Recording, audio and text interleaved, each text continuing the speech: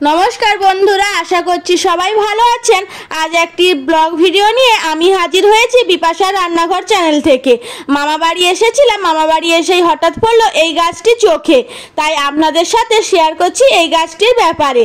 যদি আপনাদের কোনোদিনও প্রয়োজন পড়ে তাহলে এই গাছটির ভিডিও আপনারা দেখতে পারেন। গ্রাম বাংলায় অনেকে এই গাছটি চিনে থাকবেন। এই গাছটি অনেকে লেমন গ্রাস বা লেমন টি, বাংলায় ধন্বন্তরী গাছ হিসেবেও পরিচিত। এই গাছটির নাম হলো ধন্বন্তরী গাছ। এই গাছের পাতা কিছুটা ধান গাছের মতন হয়। এই গাছের পাতাটি একটু খসখসে ভাব আছে। এই পাতাটি যদি গন্ধ শুকা যায়, এই পাতাটি একটু লেবু পাতার মতন গন্ধ, তাই এই পাতার নাম লেমন টি নামে পরিচিত। এই পাতার উপকারিতা জানেন কি? এই পাতার উপকারিতা হলো যদি কোনো বাচ্চা বা বয়স্ক সবারই ক্ষেত্রে এই পাতা কিন্তু খুব প্রয়োজন। ঠান্ডা লাগা, হজম বা পেট খারাপের মতন মহা ওষুধের মতন কাজ করে এই গাছের পাতা। আপনারা প্রতিদিন চায়ের সঙ্গে বা গরম জলে যদি এই পাতার রস খান, খুব উপকারিতা দেবে এই পাতা।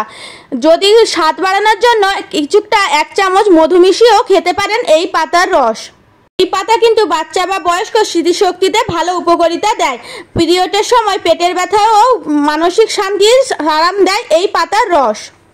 বিশেষ করে বাচ্চাদের যদি খুব পাতলা পায়খানা হয়, না কমছে ওষুধে, তাহলে কিন্তু এই ধন্বন্তরী গাছের পাতা 2-1টা ফোঁটা ছিঁড়িয়ে রস করে খাওয়ালে কিন্তু খুব চটজলদি সেরে যাবে এই রোগটি।